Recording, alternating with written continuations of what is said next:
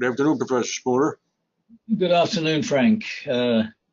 Once again, a lot of different sorts of things happening during the week.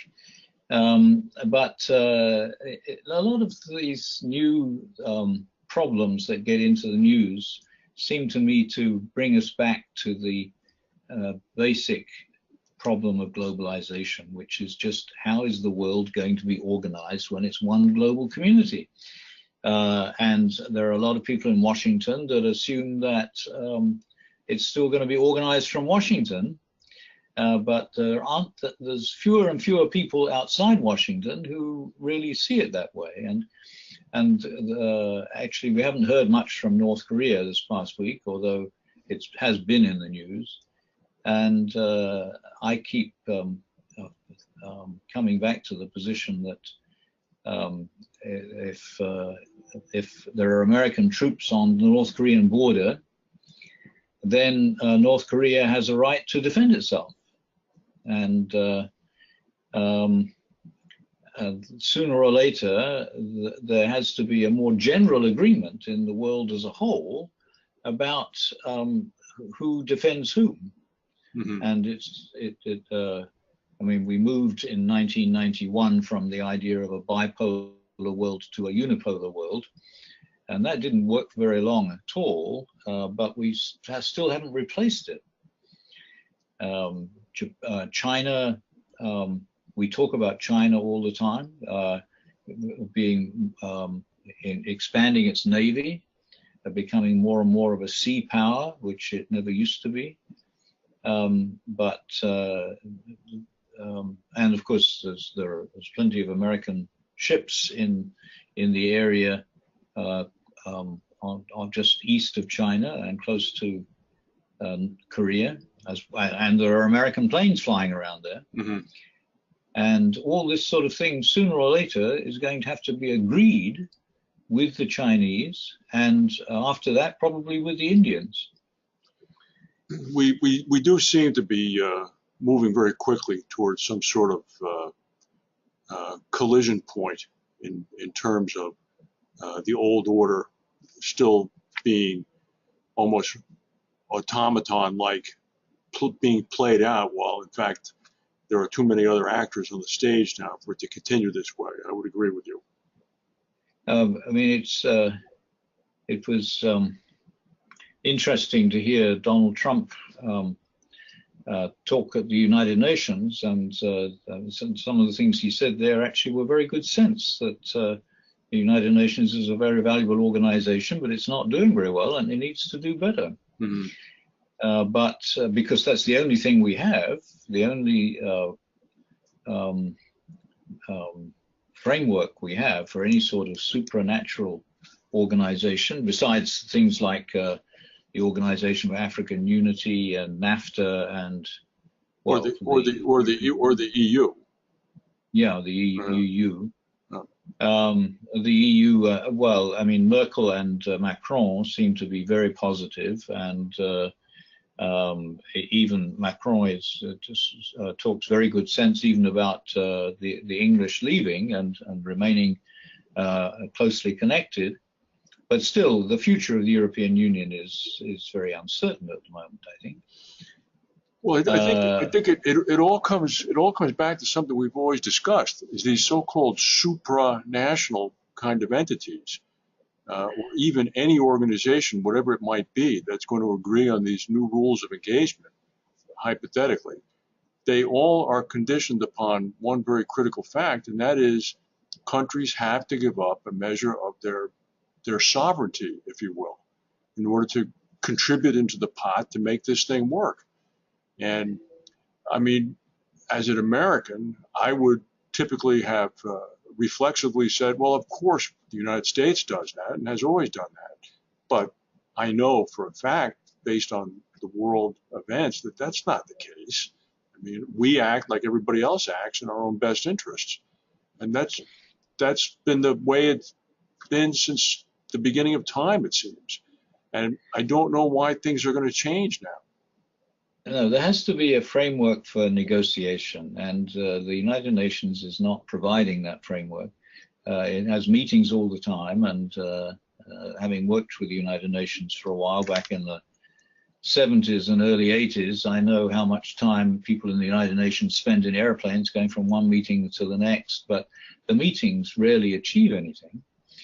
And the United Nations has divided the world up into areas. There's, I just mentioned the Organization of African Unity. There's also ESCAP. I can't remember what that stands for, but its headquarters are in Bangkok. A section of Asia and the Pacific, and then there's a European one and a American one, but they don't seem to achieve very much. Excuse me. There have been isolated efforts in this direction. I'm thinking back to 1985 when Jimmy Carter left the White House and he set up the Carter Center in Atlanta, hoping to use the good offices of himself as a former president to engage in conflict resolution between nations. And he's done some work. He's done some work in Haiti. He even did some work with North Korea, if I remember correctly. He's done some work with countries in Africa. But if a former president of the United States, maybe it needs to be something almost ex parte to national governments. Maybe it needs to be the president of the United States, the president of France, the prime minister of England, the chancellor of Germany, the president of China. You know, go right down a list. Take the top 20, and when they're one of these, go ahead, please. Or perhaps not actual governments in office, but people who have a record of political work in different parts of the world, so that the membership wouldn't depend upon who gets elected next time, but that there would be an international body of people that represented different parts of the world actually talking to each other about these things all the time. But it has to have enforcement authority, or else it's going to end up like that international court in The Hague, those fellows with wigs. Well, that enforcement authority is not, even the International Court in The Hague doesn't do that well for enforcement. No, it doesn't. That's precisely the point. So I think that if the only way that it would achieve legitimacy of some sort, it would be through achievement, by becoming known as a group of people who actually did talk about things in a useful way, and get reported on what they did in the main international newspapers.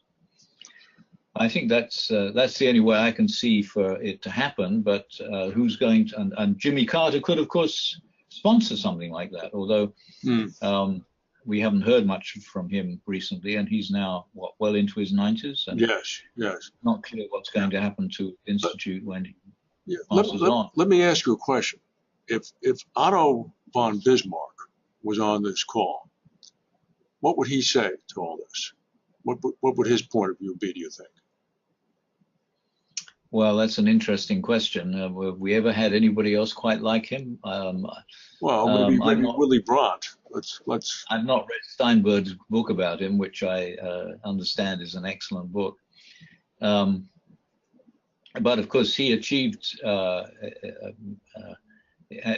what he achieved in Europe was fantastic at that particular time when Europe was a very different state of disarray from its current situation, and one wonders if he was around now, whether he would be able to do the same sort of thing.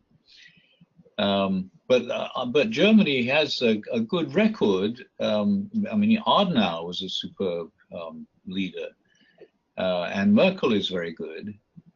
And actually, I mean, at the moment we've got Merkel and Macron, I think, stand out among the rest.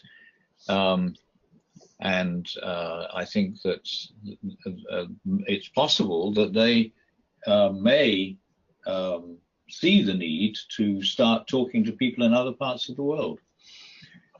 I suspect you're right. I would just say this to you, and based on my experience in France and England over the 2 weeks ago, I don't think anybody there is waiting for the United States to take a step and waiting for the United States to become proactive so they can follow the United States. My sense is that the United States has already sort of been put a little bit to the side, at least for a period for these next 3.5 years, at least, understanding that not much is going to happen from here. And then 4 weeks from now, I'm going to Singapore for a week. And I'm willing to bet that the feeling there is even going to be more in that direction, that the proximity to China is going to be such that if I was ever to talk about U.S. leadership, I mean, it really wouldn't get too far other than a recognition of the U.S. Pacific Fleet in the area, that sort of thing. But I don't think there are going to be people waiting for the United States to take a lead or exercise hegemony over areas. But well, it's a great time to go to Singapore because what's going on there politically at the moment is very interesting, and what's actually the future of their government is going to be. But what